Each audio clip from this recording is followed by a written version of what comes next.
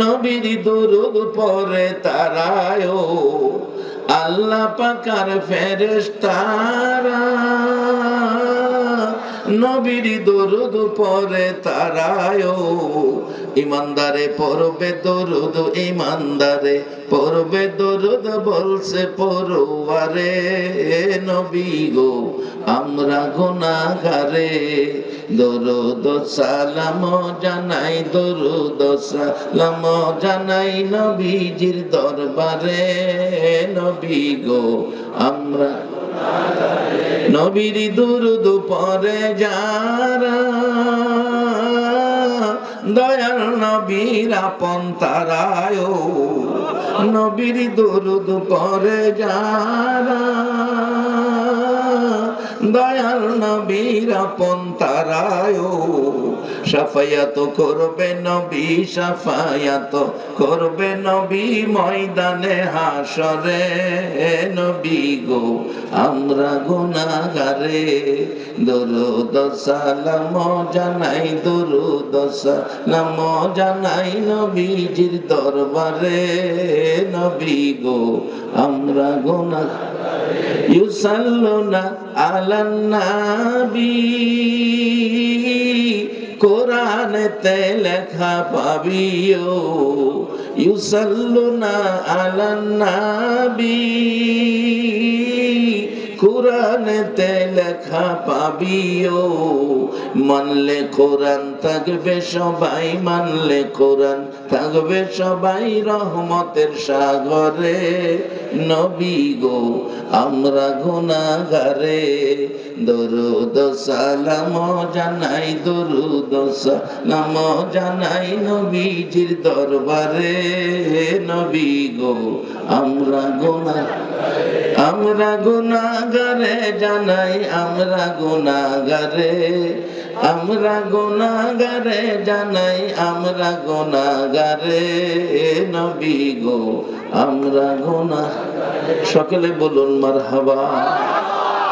এই নবী পেয়ে আপনারা খুশি না বেজার?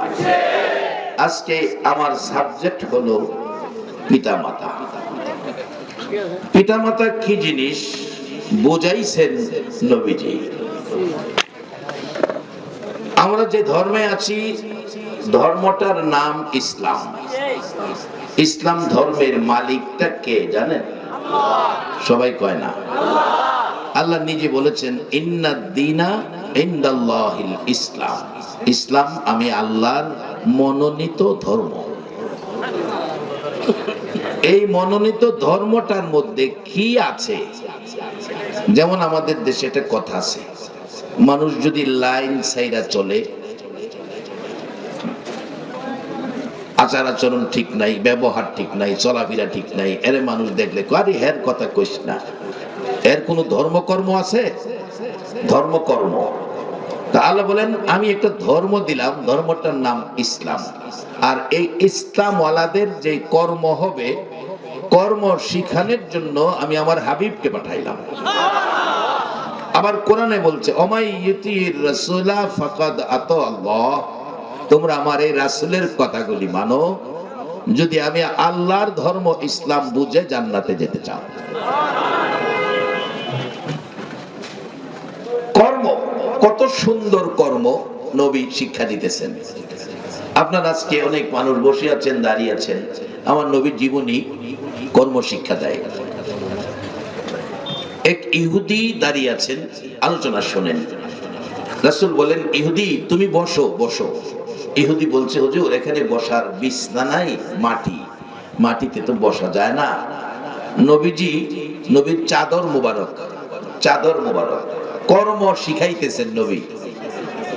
আজকে এই নবীর আদর্শ, এই কর্ম যদি আমরা ধরতে পারি তাইলে আমাদের অশান্তি বলতে কোনো জিনিস আমাদের মধ্যে থাকবে না।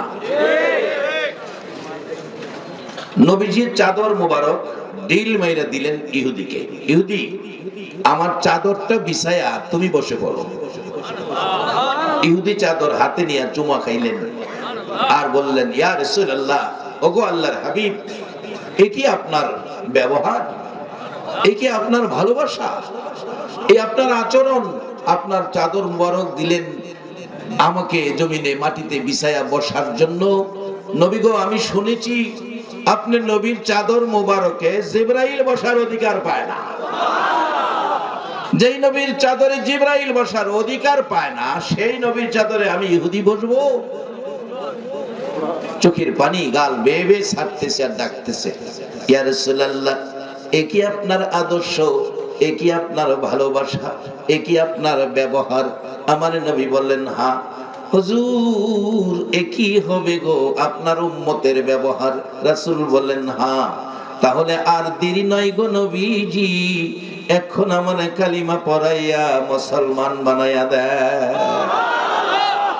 আরে বাবারা ভাইরা, সাবজেক্ট আমার মা বাবা।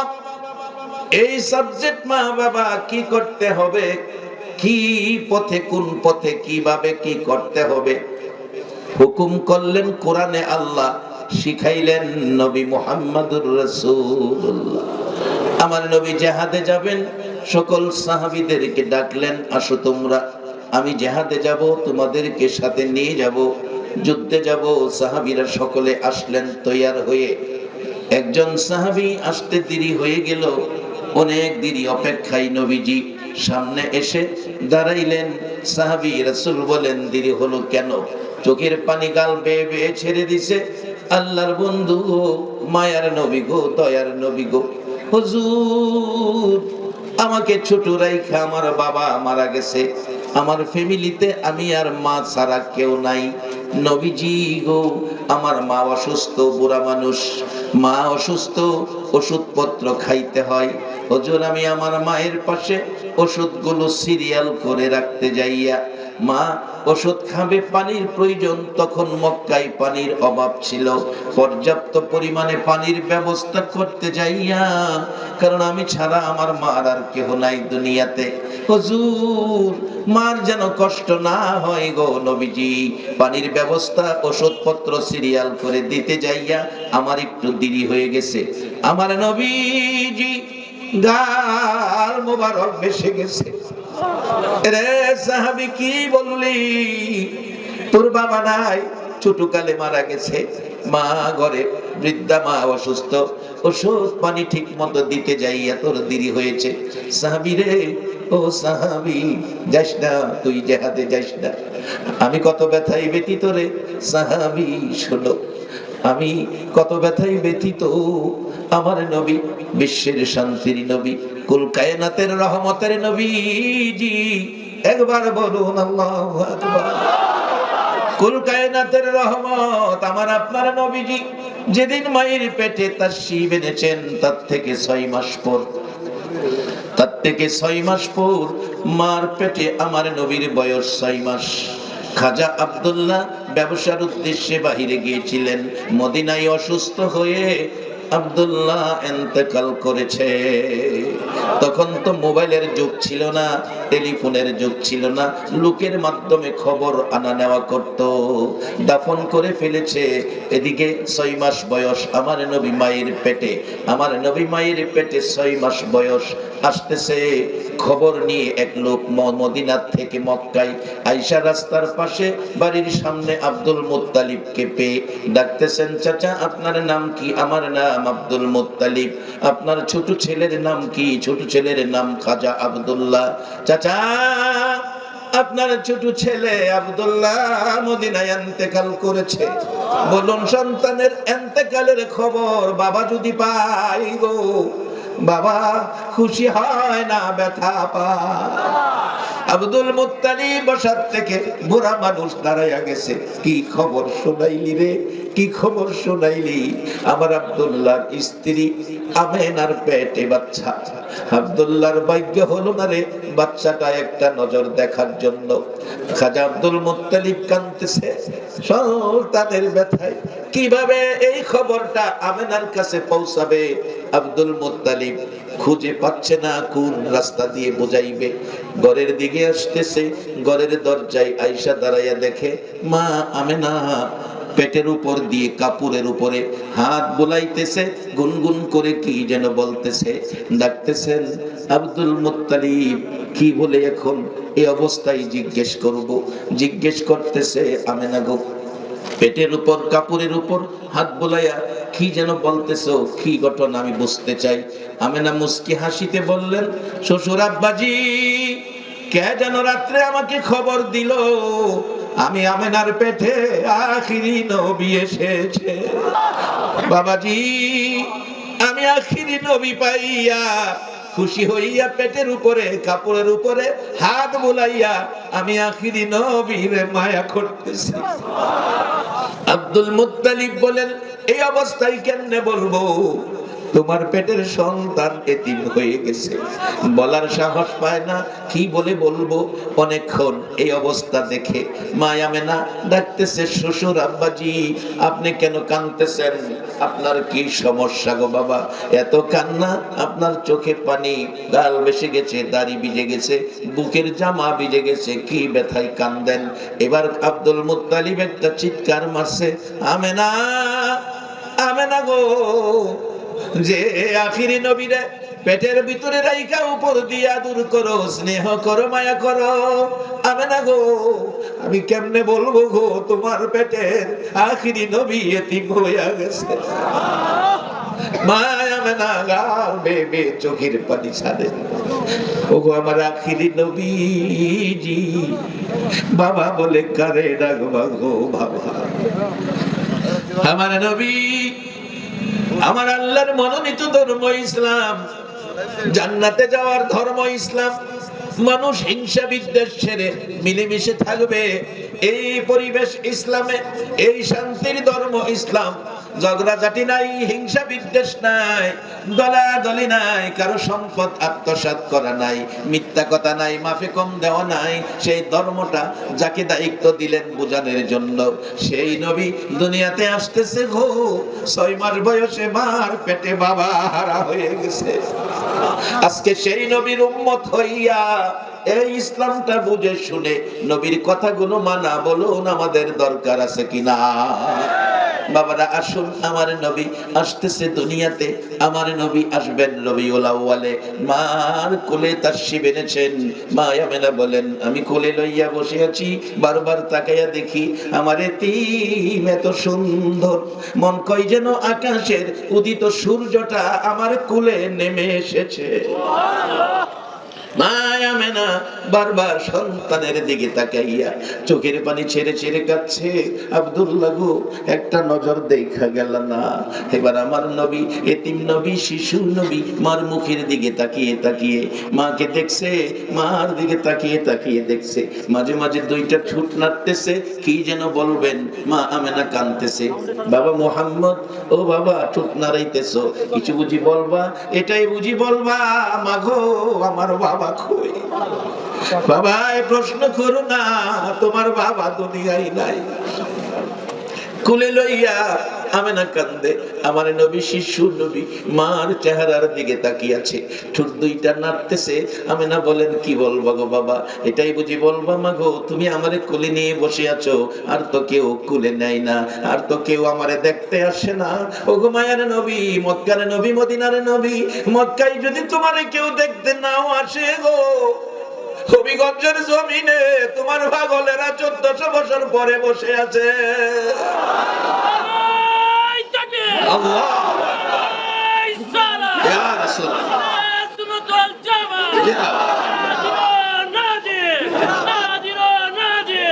পবিত্র ঈদে মিলাদুন নবী, পবিত্র ঈদে মিলাদুন নবী।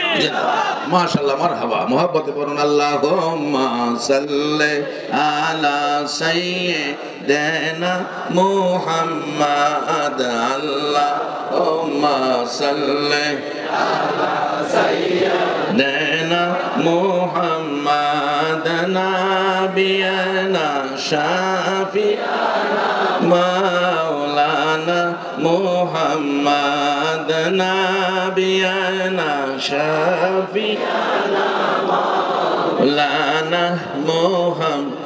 দিবানিশি মনে রে আমার আর দিও না যন্ত্রণা, দিবানিশি মনে রে আমার আর দিও না যন্ত্রণা, হায়রে দান যদি হইতাম দনে যাইতাম সোনার মদিনা, হায়রে দান যদি হইতাম দনে যাইতাম সোনার মদিনা।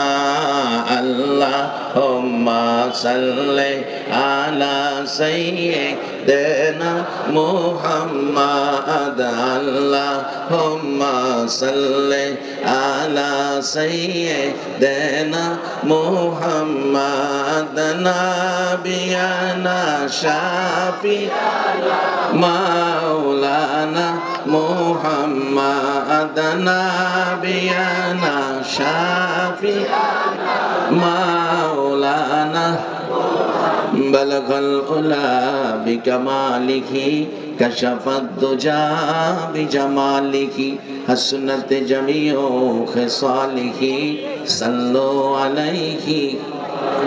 সকলে একবার বলুন আলহামদুলিল্লাহ। বাবারা ভাইরা, আমার নবী আসতেছে, ইসলামের আদর্শ শিক্ষা দিবে। মার মর্যাদা কত, বাবার মর্যাদা কত, মা বাবা কত দামি সম্পদ কোরআনে ঘোষণা করেছে আল্লাহ, বাস্তবে শিখাইলেন নবী মুহাম্মাদুর রাসূল। আমার নবীর দাদা আসতেছে, নাতির খবর শুনে মন ভরে নাতিকে দেখবে। এদিকে মা আমেনা কোলে নিয়ে কাঁদতেছে। আমার নবী শিশু নবী ঠোঁট মোবারক নাড়তেছে, কি যেন বলবেন। মা আমেনা ডাকে, বাবা গো এটাই বুঝি বলবা? মাগো, দুনিয়ায় সন্তানাদি হলে কত মানুষ দেখতে আসে, কত মানুষ কত কিছু নিয়ে আসে। মামার বাড়ির থেকে স্বর্ণের চেন নিয়ে আসে, খালার বাড়ির থেকে আংটি নিয়ে আসে, বাবার বন্ধুরা পাঞ্জাব পাঞ্জাবি পাইজামা জামা কাপড় নিয়ে আসে। আমাকে দি কেউ দেখতে আসে না, কেউ দি একটা জামা কাপড় দেয় না। রে বাবা, এটাই বুঝি আমারে প্রশ্ন করবা? এই বলে আমেনা কান্দে। এমন সময় শোনা যায় আকাশে গাইবি আওয়াজ হচ্ছে, আমেনা রে কান্দিস না, আমার বন্ধু তোমার কোলে পাঠাইলাম। একটু তাকাইয়া দেখো, দুনিয়ার কোন মানুষ জামা কাপড় দিবে, আমি আল্লাহ চাই না। তাকাইয়া দেখো, আমার বন্ধুকে আমি আল্লাহ জান্নাতি জামা কাপড় পরাইয়া দিছি। আদম আলাইহিস সালাম থেকে শুরু করে ঈসা আলাইহিস সালাম পর্যন্ত সকল নবী রাসূলের জীবনী খুলুন, কাউরে আমার আল্লাহ জান্নাতি জামা কাপড় পরাইয়া দেয় নাই। আমার নবী বাবা নাই গো, কে নতুন জামা কিনে দিবে? আমার আল্লাহ জান্নাতি জামা কাপড় পরাইয়া দিছে। এই ব্যথায় ব্যতীত হইয়া নবী আসতেছে। 6 বছর বয়সে মা হারাইয়া আমার নবী রাস্তায় রাস্তায় কান্দে। নবীজিকে মক্কার শিশুরা, মেয়ে পুরুষেরা, ছোট ছোট বাচ্চারা চারিদিক ঘেরাও করে চোখের পানি মুছে দেয়, সান্ত্বনা দেয়, মুহাম্মদ কেঁদো না, তোমার মা নাই বাবা নাই বলে কাঁদতে হবে না গো, আমরা তোমার সঙ্গী আছি। সারাদিন সান্ত্বনা দেয়। যখন সন্ধ্যা ঘনি আসে সবাই যার যার বাড়িতে চলে যায়।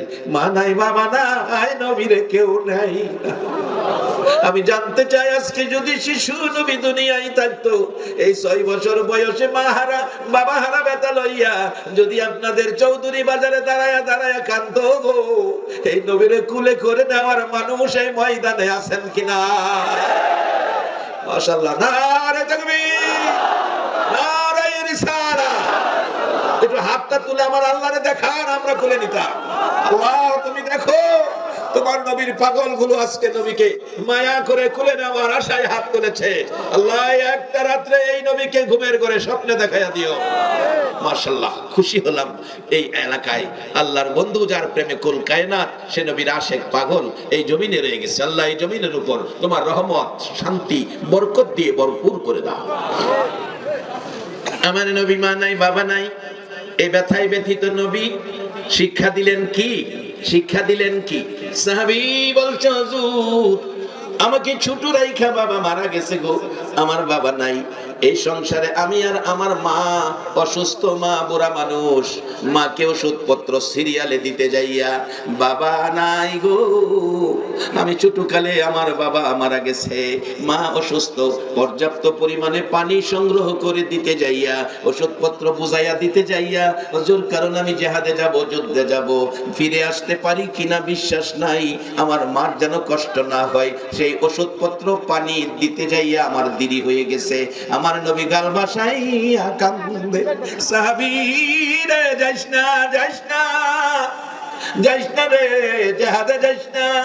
আমি নবী মাহারা হইয়া সইতে পারি নাই, যা আমি তোকে নির্দেশ দিলাম, জিহাদে যাইতে হবে না, তুমি তোমার মার খেদমতে যাও, মার খেদমত জিহাদের চাইতে বেশি নেকি পায়া যাইবা। কি সুন্দর আদর্শ, কি সুন্দর শিক্ষা নবী আমাদেরকে দিয়ে গেলেন। বাজানা শুন, আল্লাহ কোরআনে এই মার কথা, বাবার কথা কি বলেছে, আর নবীজি বাস্তবে আমাদেরকে শিক্ষা দিয়ে গেছে। আল্লাহর নির্দেশ হলো ধর্ম, আর নবী বাস্তবে যা করে শিখাইলেন এটা হলো কর্ম। এই ধর্ম আর কর্ম যার মধ্যে থাকবে তারাই জান্নাতি হয়ে যাবে। আপনারা জান্নাতে যাইতে সবাই রাজি আছেন তো? এক মাহফিলে শুনি ছোট্ট একটা বাচ্চা দিছে গজল কোয়ার জন্য, গজল কইতে দিছে ছোট্ট বাচ্চাকে। আমরা তো বয়স হয়ে গেছে, ছোট্ট বাচ্চা গজল কইতে দিছে। এই মাইকটা হাতে নিয়ে আমার বাম পাশে মিনিমাম প্যান্ডেলে 25,000 লোক হবে।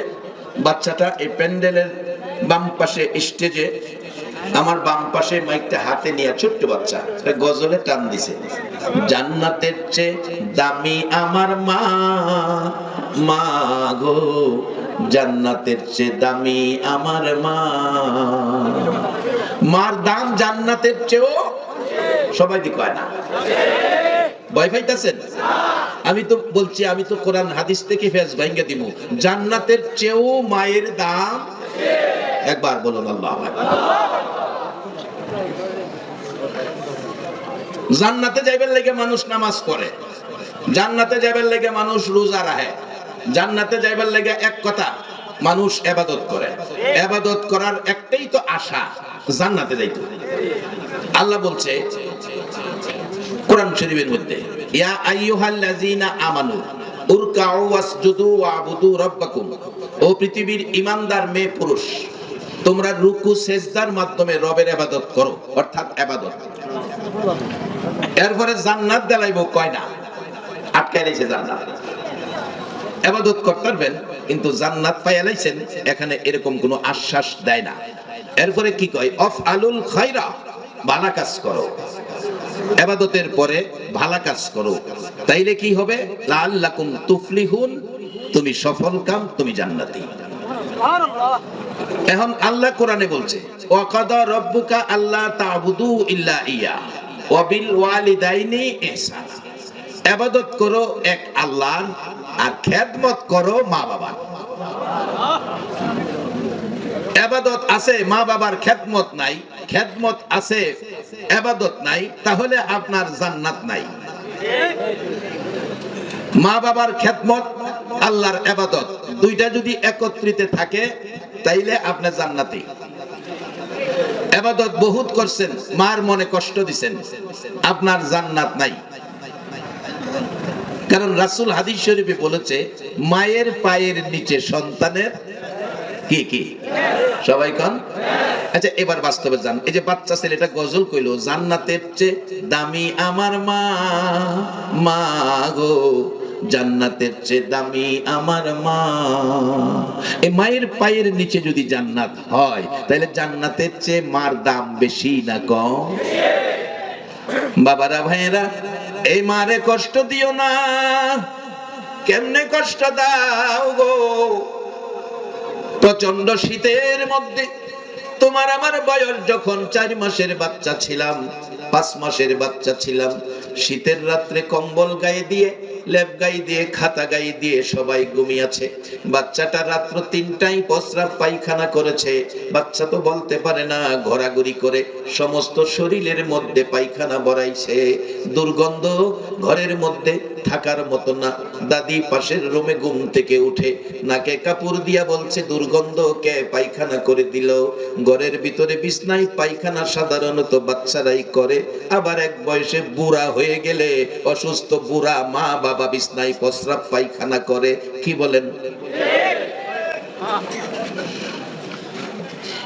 আমার আল্লাহ সিস্টেম করেছে কত সুন্দর। 4 মাস বয়সের বাচ্চা পায়খানা প্রস্রাব করে সারা শরীরে বাড়াইলো। দুর্গন্ধে ঘরে একেবারে থাকার মতো নয়। দাদি ঘুম থেকে উঠে নাকে কাপড় দিয়ে বলছে, পায়খানার গন্ধ থাকার মতো নয়। অবশেষে ফুফু সাথে ঘুম থেকে ওইটা বলছে, কেমনে থাকবো এত দুর্গন্ধ ঘরের মধ্যে? খালা আসছিল বেড়াইতে, খালাও নাকে কাপড় দিল। বাবা বাতি জ্বালাইয়া নাকে কাপড় দিয়ে ডাকতেছে, বাচ্চার মা রে ঘুম থেকে উঠো, দুর্গন্ধ পায়খানার। মন কয় বাচ্চা পায়খানা করেছে। দাদির নাকে কাপড়, ফুফুর নাকে কাপড়, খালার নাকে কাপড়, বাবার নাকেও কাপড়। ঘুম থেকে উঠে মা দরদি কম্বলটা সরাইয়া দেখে সারাটা শরীরে পায়খানা ভরাইয়া ফেলাইছে। একটা সত্য কথা বলো গো আমার সন্তানেরা, মা নাকে কাপড় দিছে কিনা? মা দরদি 2 হাতে বাচ্চারে ধরছে, 2টা হাতের ভিতরে পায়খানা পড়ছে। তাই না বিছনার থেকে উঠাইয়া শুকনা কাপড় দিয়ে শরীরটা মুছে ফেলেছে, পায়খানা পরিষ্কার করে ফেলেছে। বিছনাটা পায়খানা প্রস্রাবের খাতাটা সরাইয়া দূরে ফালাইয়া মা আবার বিছানা শুকনা খাতা দিয়া বাচ্চারা শুয়াইয়া 2 গালে চুমা দিয়া মা বুকে জড়াইয়া ধরে শুয়ে গেছে। একটাবার নাকে কাপড় দিল না, একটাবারও পায়খানার দুর্গন্ধ বলল না। বলুন এ মানুষটাকে? আমার নবী বলেছে, উম্মতেরা রে, এ মার মনে কষ্ট দিও না। এ মায়ের খেদমত জিহাদের চাইতেও বেশি। শুধু জিহাদ নয়, আমার নবী হাদিস শরীফে বলেছে, বিররুল ওয়ালিদাইনি আফদালু মিনাস সালাত ওয়াস সাদাকাত ওয়াস সাওমি ওয়াল হজ্জি ওয়াল উমরাতি ওয়াল জিহাদি ফি সাবিলিল্লাহ। একটা লোক নামাজ পড়লো, নামাজ উত্তম ইবাদত বাজান। নামাজ পড়লো, সাদকা করলো, রোজা রাখলো, হজ করলো, উমরা করলো, আল্লাহর রাস্তায় জিহাদ করলো। 6টা ইবাদত করে যেই নেকি পাইলো। আর একটা গরিব মানুষ, আর একটা মার পাগল মানুষ সারাদিন অফিস আদালতে কাজ করলো, সারাদিন দোকানদারি করলো, সারাদিন রিক্সা চালাইলো, ভ্যান চালাইলো, সারাদিন লেবারের কাজ করলো, সারাদিন লেবার বুঝাবো।